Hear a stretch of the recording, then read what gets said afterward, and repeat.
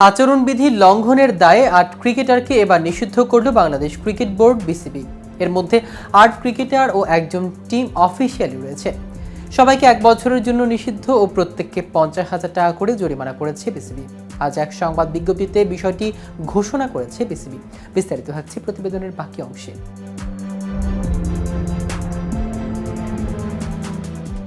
ঘটনাটি ঘটে গেল ১৮ নভেম্বর পিকেএসএফ এর ১ নম্বর মাঠে সুপার লিগ ম্যাচে, যেখানে মুখোমুখি হয়েছিল তেজগাঁও ক্রিকেট একাডেমি ও সাফাওয়ার স্পোর্টিং ক্লাব। মাঠের মাঝখানে দুই পক্ষের খেলোয়াড়রা নিজেদের মধ্যে ঝগড়া শুরু করেন। পরে আচরণ বিধি ২.১৯ এর অধীনে লেভেল ৪ অপরাধে দোষী ঘোষণা করা হয়।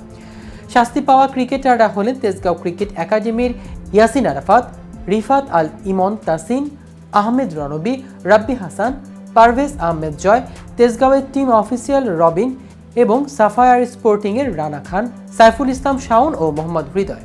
বিসিবি সভাপতি ফারুক আহমেদ আচরণবিধির লঙ্ঘন নিয়ে বলেছেন, বিসিবির ঘরোয়া প্রতিযোগিতায় কোনো স্তরে শৃঙ্খলা সংক্রান্ত বিষয় নমনীয় হবে না। এটি সব খেলোয়াড় এবং কর্মকর্তাদের কাছে একটি বার্তা হোক যে বোর্ড কঠোরভাবে আচরণবিধির লঙ্ঘনের মোকাবেলায় কাজ করে। অন্যদিকে ২০২৫ আইপিএল এর শুরুতে ২৪ মার্চ পরের দুই আসরের তারিখও ঠিকঠাক রয়েছে। এমন কিছু এর আগে কখনো দেখা যায়নি। শুধু ২০২৫ আইপিএল নয়, ২০২৬ ও ২০২৭ সালের আইপিএল এখন শুরু হয়ে কখন শেষ হবে সেটাও ঠিক করে ফেলা হয়েছে। ২০২৫ আইপিএল আগামী ২৪ মার্চ শুরু হয়ে ফাইনাল অনুষ্ঠিত হবে ২৫ মে। ২০২৬ আইপিএল শুরু হবে ২৫ মার্চ এবং শেষ হবে ৩১ মে।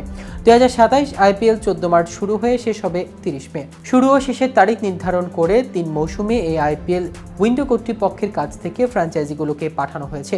সংশ্লিষ্ট নথির নাগাল পাওয়া ক্রিকইনফোর খবরে বলা হয়েছে, উল্লেখ করা সময়টিকে উইন্ডো বলা হলেও শেষ পর্যন্ত এটি চূড়ান্ত হতে পারে। সর্বশেষ ৩ মৌসুমের মতো ২০২৫ আইপিএলের ম্যাচ হবে মোট ৪৭টি। যদিও ২০২২ সালে ২০২৩ ও ২৭ চক্রের সম্প্রচারত্ব বিক্রির সময় ৮৪ ম্যাচের কথা বলা হয়েছিল। নতুন সত্যের দরপত্র অনুযায়ী ২০২৫ ও ২৬ আইপিএলে ৮৪ ম্যাচ এবং চক্রের শেষ বছর ২০২৭ সালে ৯৪ ম্যাচ হওয়ার কথা। আইপিএল কর্তৃপক্ষ ফ্র্যাঞ্চাইজিগুলোকে জানিয়েছে, বেশিরভাগ আইসিসি পূর্ণ সদস্যগুলোকে খেলোয়াড়রা পরবর্তী ৩ বছর আইপিএলে খেলার বিষয়ে নিজ দেশের বোর্ড থেকে সম্মতি পেয়েছেন।